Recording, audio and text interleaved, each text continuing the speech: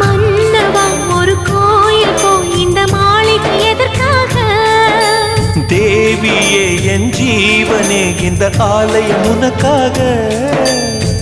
வானில் ஒரு புயல் மழை வந்தால் அழகே என்னை எங்கனம் காப்பாய். கண்ணே உன்னை என் கண்ணில் வைத்து இமைகள் எனும் கதவுகள் அடைப்பேன். சத்தியமாகுமா?